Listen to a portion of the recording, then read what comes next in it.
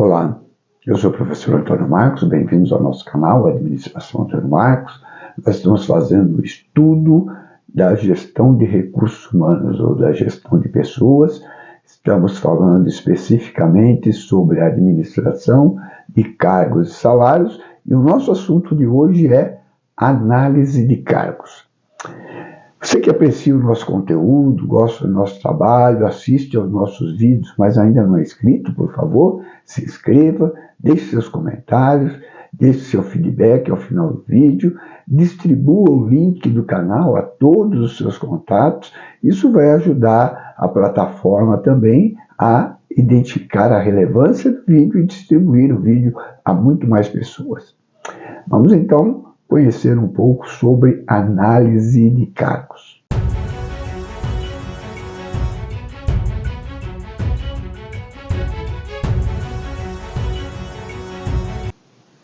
As origens da análise de cargos podem ser encontradas nos trabalhos de Taylor e do casal Gilbert, nos estudos de tempos e movimentos, para determinar a melhor maneira de realizar uma tarefa. Vou deixar o link aqui de alguns vídeos que estão relacionados a esse tema, para aqueles que não assistiram ainda poderem assistir.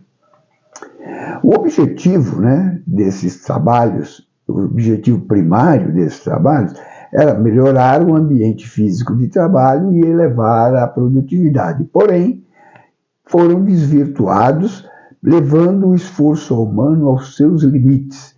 E isso gerou, na época, uma má fama do que era análise de cargos por parte dos empregados, que viam nisso uma ferramenta utilizada pelos empresários para esgotar, tirar o máximo dos empregados.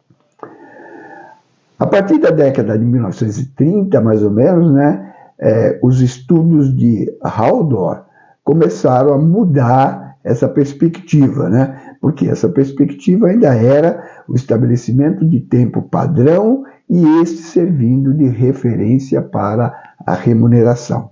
E como eu falei, os estudos de Haldor vai fazer uma pequena modificação, vai começar a fazer uma modificação nessa perspectiva.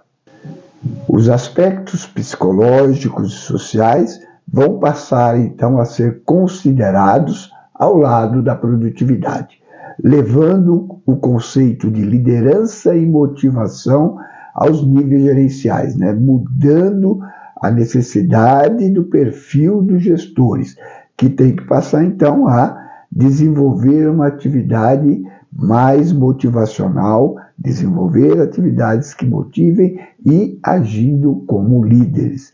Isso vai acontecer a partir mais ou menos da década de 1930.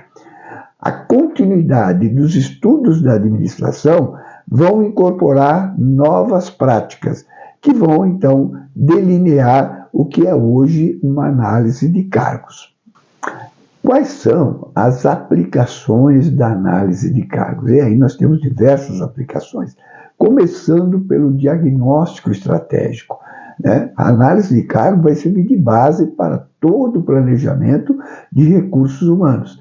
É importantíssimo, então, nessa fase, nessa atividade que é o diagnóstico estratégico para a elaboração do planejamento de recursos humanos. No processo de recrutamento e seleção, a análise de cargos, a descrição de cargo e a especificação do cargo vão servir de base para encontrar quais as pessoas mais adequadas para a organização. O treinamento e desenvolvimento, a base para o treinamento e desenvolvimento, uma vez que define quais as competências que devem ser desenvolvidas, habilidades, as atitudes dos empregados e também aquilo que diz respeito ao treinamento, que são as atividades, funções e tarefas a serem desenvolvidas. É base para o plano de cargos e salários. A empresa que for montar um plano, uma estrutura salarial adequada, precisa da análise de cargos para ter uma base adequada na definição dos salários. Nos programas de saúde ocupacional, quais os riscos envolvidos naquelas atividades, qual os aspectos ergonômicos que devem ser observados para aquela atividade. E também para o planejamento de novos cargos, planejamento de equipe, planejamento de projetos. Qual o conceito, então, de análise de cargo? É a descrição, é a decomposição e o mapeamento de um conjunto de atividades que vai definir o que é aquele cargo. E aí nós temos duas grandes atividades, desmembrando a análise de cargo, nós temos dois grandes conjuntos de atividades que devem ser desenvolvidas. A primeira, descrição das funções e tarefas.